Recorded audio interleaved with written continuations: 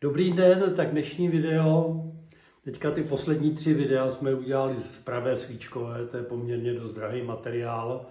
No a teď se zase přesuneme trošku do levnějších věcí a věc, kterou budu dneska dělat, to je, myslím, opravdu zapomenutá. Podívejte se, mám tady pajšl. Takhle to vypadá, takhle se to koupí. Takže plíčky na smetaně. Mám tady srdce, takhle si to očistím. Mám tady jazyk.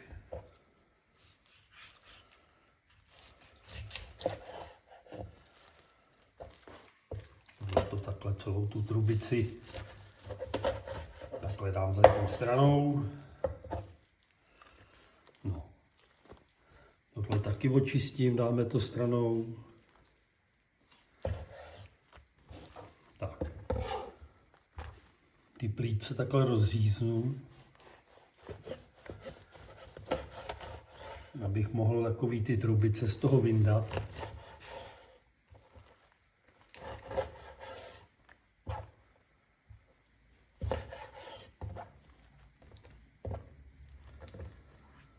Tady ještě kus. Musím se přiznat, že v práci mám nože ostřejší, no. Tak musím to udělat i tímhle. Tak. Ještě takhle. No, teď to ještě dám do hrnce. Ještě tadyhle ty. No, to už dočistím potom. Tohle to rozpůlím na půl. Takhle to dám do hrnce. Zaleju tu studenou vodou a nechám to tak, já nevím, půl až 3/4 hodiny hezky vymáčet a pak budeme pokračovat.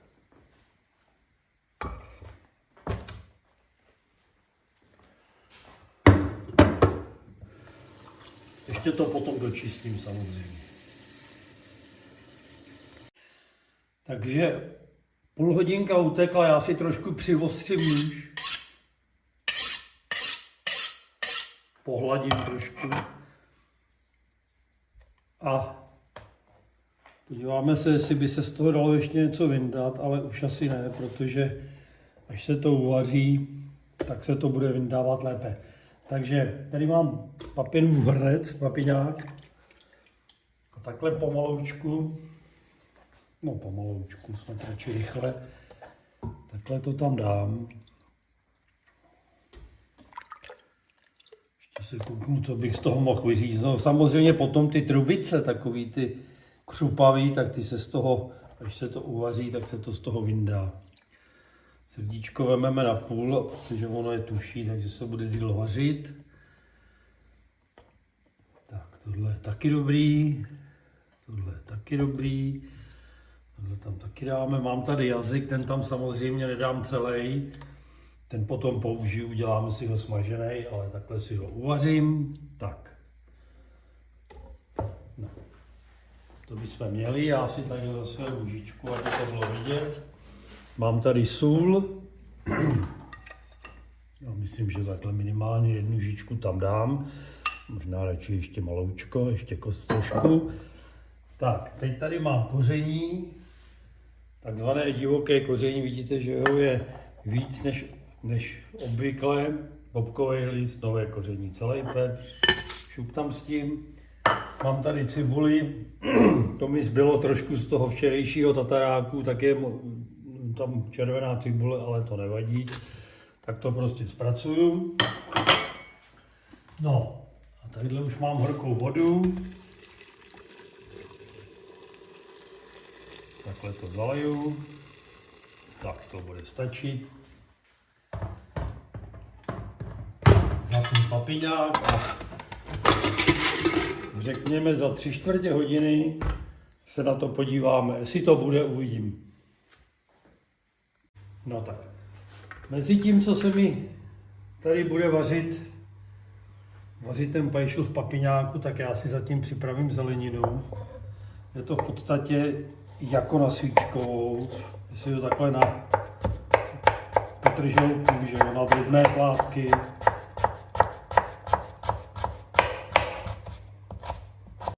mrkev,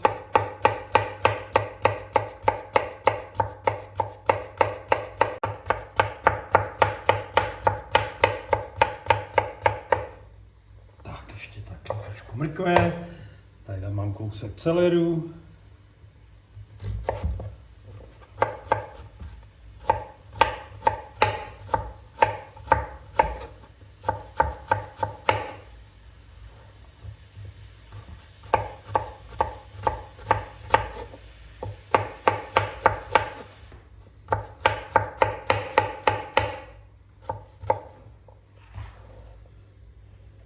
Taky si připravím kousek cibule, tak jednu cibuli.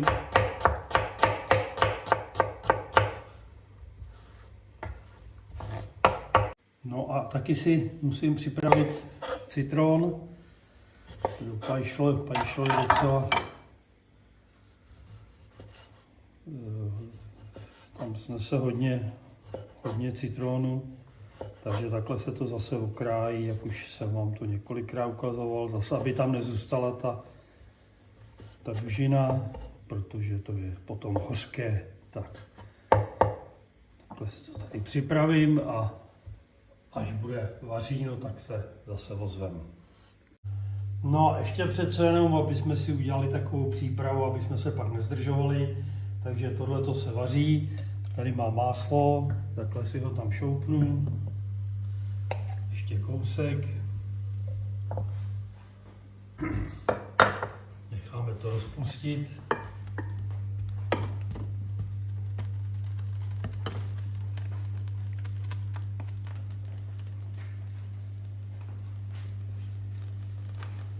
No, teď už tam můžeme přidat tu zeleninu. Všechno dohromady. Cibulku až potom.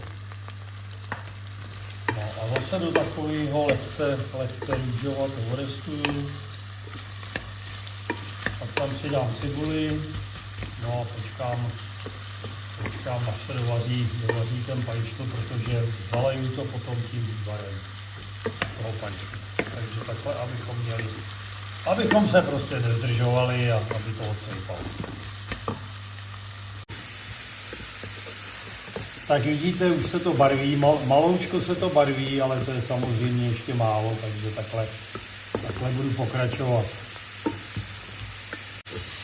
Tak tohle už je, myslím, ta barva, kdybych tam mohl dát cibuli. Hop. No a budeme pokračovat v restování, popejkání. Až ta cibule bude taková lehonce růžová. Tak vidíte, tohle už je ta barva, která se mi líbí. Já musím hodně křičet.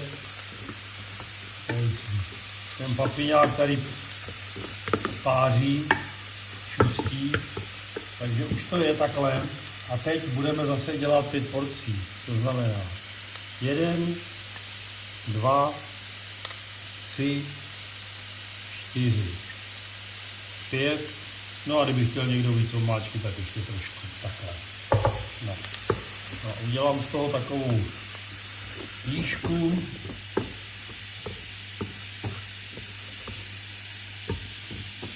Takhle si to ještě trošku stáhnu, budu pípat.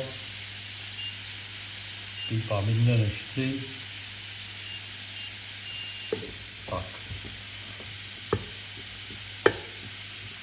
Pomaloučku, chviličku to tam nechám. A pak to tadyhle strčím dozadu, protože budu muset počkat, až se mi teda dovaří ten pajšol, abych to měl čím zalejt. Ještě chviličku, ještě kameramanko, buď tak hodná, ještě chvilku vydrž. Tak. Já myslím, že takhle by to mohlo být dobrý, takhle to strčím dozadu. A mezi tím si tady mám ještě ten citron, takže si ho takhle nakrájím na kolečka.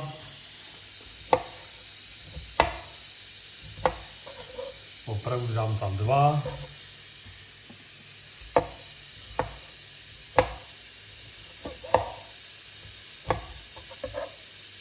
No a to je prozatím všechno, musíme počkat, až se to uvaří.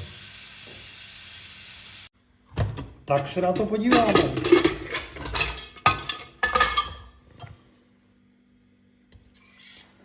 Jo, je to ono. Takhle si to vyndám. Všechno postupně. Jazyk ten dám do studené vody. vyšlo oloupat. Víte, ty srdíčka jsou měkký. No, takhle se to vyndá. Já to vemu něco lepšího.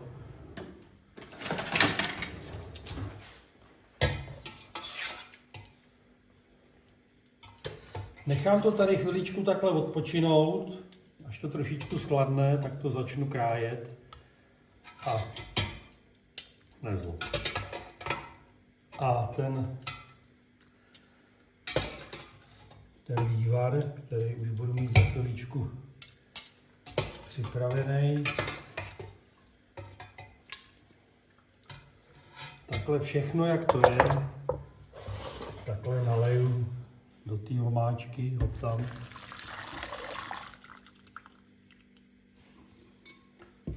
Tohle ne, tohle to je ještě kousek srdíčka, tak to nebo víc. Tak. No, tady to začnu pomaloučku vařit. Zapnu si sporák, zase budu pípat. Už pípám správně. Tak. No a zase, aby nám to časově nějak vycházelo, tak tohle to už budu vařit, protože opravdu by to chtělo, aby se to asi, já nevím, minimálně 40 minut, 3/4 hodinky pomaloučku vařilo, aby se to hezky provařilo. Ono taky se trošku ten vývar vyvaří, hezky to zhoustne, pak do toho přidáme šlehačku, no a pak budeme pokračovat. Takže chviličku počkáme, až se to zavaří a tak zatím nashledanou. Ten jazyk, ten jsem si namočil takhle do vody a pokusím se ho takhle oloupat. Vidíte, jak to hezky jde. Ono to jde někdy dobře a někdy to jde méně dobře. Já to takhle vemu nůž, aby mi to pomohlo. A část toho jazyku dám do těch plíček a část si potom uděláme smažený. Jo, tadyhle vidíte to se prostě takhle opatrně, hezky, pomaloučku v klidu se to takhle a dolů, tohle to se dá pryč takhle celý. No. Takže takhle nějak se to připraví, nechá se to vystydnout, pak se to nakrájí, opalí, usmaží, ale to budeme dělat až zítra. Tak vidíte, jak se nám ta omáčka pomaloučku hezky vaří. Já opravdu doporučuji těch 3/4 hodiny. Takhle pomalu vidíte, že stačí to občas takhle zamíchat a můžete na to zapomenout. No a ještě tady mám teda mixér ponornej.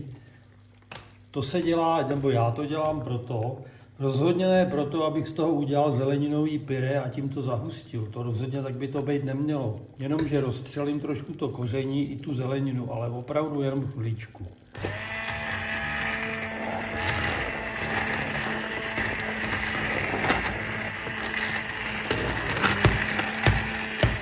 Tak, rozhodně ne víc. Takhle ono to tomu té chuti pomůže, ale neměli bychom mít jako pocit, že bychom to tím měli zahustit. Tak, a nechám to vařit dál a teď jdeme tadyhle vedle. Tady už mám trošku vychladlý to srdíčko, takže vidíte, tadyhle jsou takový ještě ty banky, které tam mít nechci, tak to takhle oříznu. No a teď už jedu normálně. Takhle si to nakrájím. Pokud možno na dost jemně. Jo, takhle to. Zase mám čas 3/4 hodiny, než se mi ta omáčka provaří. Tady mám už na to připravený hrnec.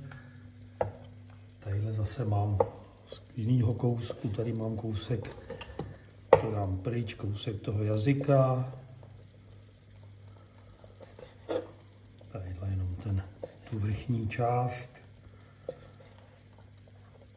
Tamto jsem říkal, že si usmažíme. Tak jo, zase takhle hezky.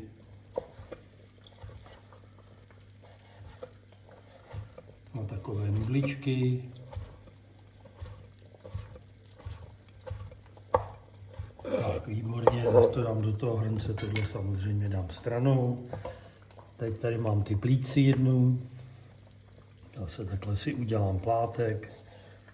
Pokud tam nic není,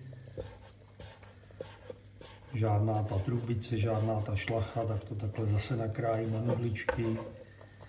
Pokud tam nějaká šlacha, tady vidím, že je. Víte, ono se vám to asi nepovede úplně všechny ty trubice z toho vyndat, ale aspoň ty největší, aby tam nebyly. Takže takhle pomaloučku to budu krájet, hezky si s tím pohraju a budu čekat, až se mi ta omáčka provaří. Takže vidíte, takhle pomaloučku to tady krájím.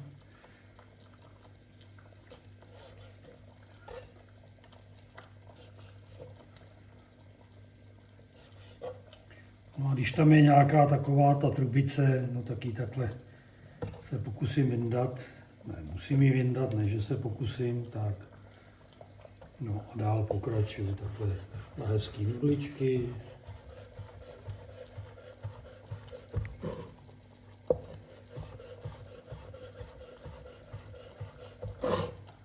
Zase tady mám kousek, tady to zase vyndám.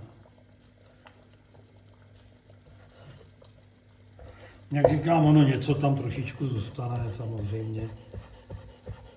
Ale ty velký trubice by měly být pryč. Tady takhle si to odkrájím, až se dostanu tady k tomu. Tak to zase takhle vyříznu. To víte, no, je to sice vaření je věc veskrze radostná, ale někdy to dá práci, no.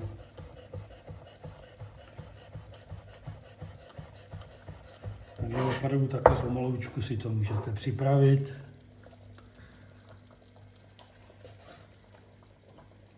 Tak, tady není nic, tady jedu dál. No a už tady mám ten poslední kousek. Vidíte, tadyhle mám zase nějakou tu trubici, takhle mám ten odpad tady, to je z toho, co jsem z toho vykrájel, není toho zase bůh ví kolik.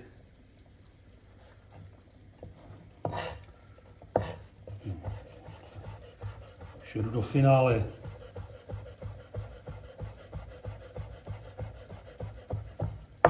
Tak, nějakou práci to dalo, nebylo to tak hrozný, tady mám ten zbytek z toho,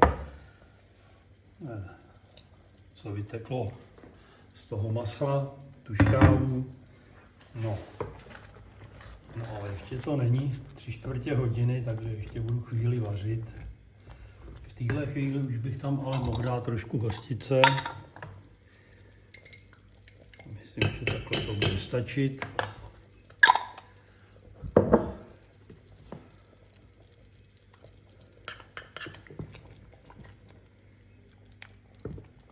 No a pomalu vařím dál. Ono za chvilku tam teda naleju smetanu, takže ono se nám to zase rozředí, takže to bude akorát. Takže čas utíká, 40 minut je pryč. Tady mám cukr, takže takhle cukru tam dám, takovou ne úplně plnou žíci. No a pak tady mám smetanu, taky tam takhle zvrhnu.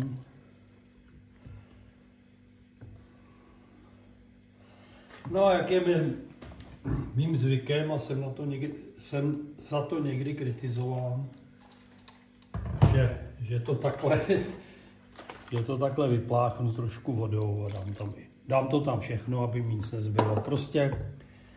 Prostě se mnou už nic neudělá, já to prostě takhle budu dělat. No, takže teď to nechám zavařit, ještě to ochutnám a předsedíme to na ty plíčky a necháme to ještě trošku vařit s těma plíčkama. Takže omáčku už máme provařenou i s tou smetanou. No a takhle to předsedím na ty plíčky a ještě to společně zavařím. Musím si to dát blíž,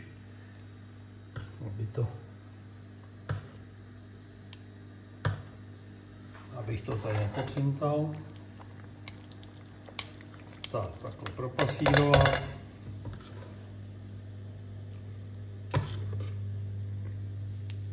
No a ještě tadyhle ten zbytek. Víte, opravdu to nemá tendenci se to připalovat nebo lepit. to budete pomalu provářet, tak to jde docela dobře. Tak, takhle se to propasíruje.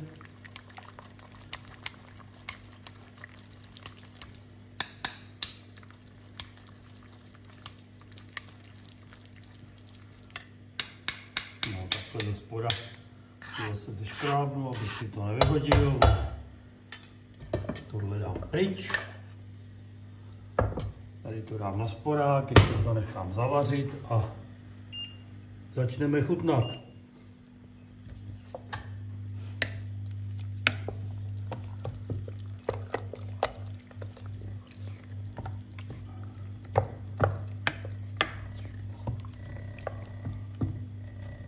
Tak vidíte, opravdu už jdeme do finále.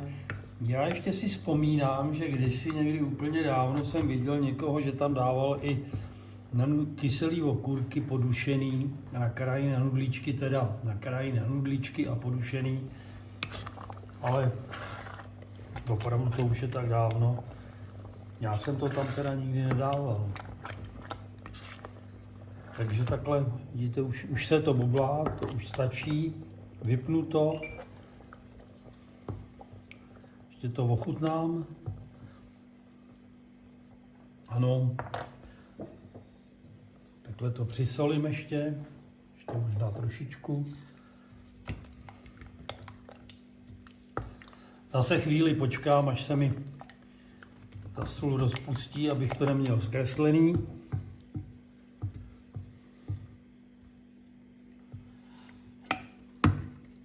No, já myslím, že můžeme nadávat.